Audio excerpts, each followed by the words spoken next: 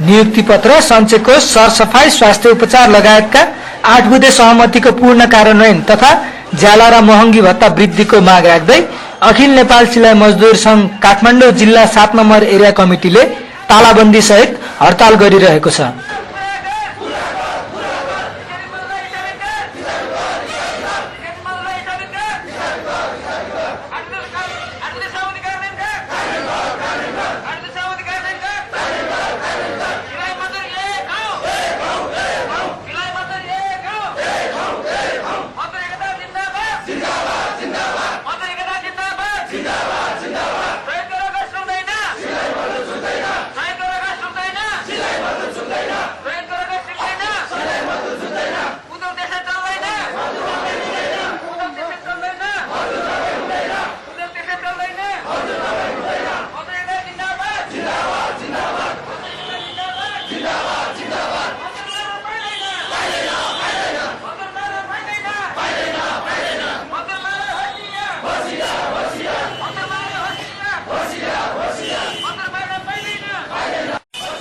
विगत 3 वर्ष अगाडि मजदुर र व्यवस्थापन पक्षबीच भएको सम्झौता कार्यान्वयनमा व्यवस्थापन पक्षले व्यवस्था गरेकोले बाध्य भएर आन्दोलनमा उत्रिनु परेको आन्दोलनरत सिलाई मजदुरहरू बताउँछन्।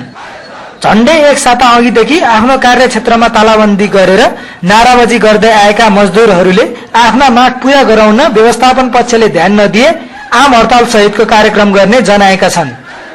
प्रस्तुत छ अखिल नेपाल सिलाई मजदुर संघ 7 नम्बर एरिया कमिटीका अध्यक्ष कमरेड युवराज धामीसँग गरिएको छोटो कुराकानी।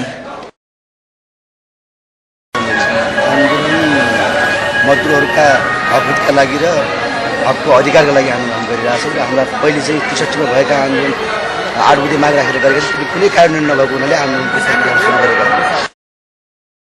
हाम्रा मागहरू चाहिँ 8 बुँदे जलावृद्धि गर्नुपर्ने, कोष खडा गर्नुपर्ने र उपदानका व्यवस्थाहरू र त्यसपछि लगायत जो मजदुरलाई 1% कर लगाइएको त्यसको खारेज गर्नुपर्छ भन्ने मागहरू।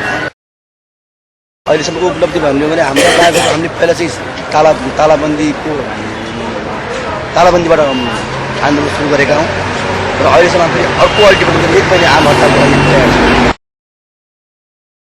सहमति भयो भने अहिले पनि पढ्न सक्छौँ। तर उनीहरू बाटाको लागि पनि तयार छैन। त्यसो भएको हुनाले आन्दोलन 1 महिनाभन्दा पनि बढी पनि जान सक्छ जस्तो लाग्छ। त्यो उनीहरूको सामान्य सोच जस्तो लाग्छ हामीलाई। नो पे चाहिँ त्यसरी चाहिँ मजदुरहरूलाई चाहिँ त्यसरी ठग्ने ढट्ने खेलहरू चाहिँ भइरहेको छ जस्तो लाग्छ। त्यसो होइन, हामीले भातृ सङ्गठन नहुँदै पनि पहिले पनि हामीले आन्दोलन गरिरहेको थियौँ। अहिले माओवादीका भातृ सङ्गठन भएर मात्रै आन्दोलन गरे भन्ने कुरो होइन, मजदुर मुक्तिका लागि गरेका छौँ हामीले। बाटो र सहमति चाहिँ हामीले पहिलेदेखि लगभग मानुस असोज महिनादेखि हामीले एउटा मागपत्र राखेर चाहिँ प्रत्येक प्रतिष्ठानमा पुऱ्याइरहेका थियौँ। उनीहरूले चाहिँ बाटो र प्रक्रिया कुरो चासो नराखे हामीले आन्दोलन आउनु परेको। त्यसबाट सहमति नयाँ कार्य समिति नयाँ नेतृत्वले चाहिँ एउटा योजना ल्याउँछ। त्यो योजनाबद्ध नै हामी जान्छौँ।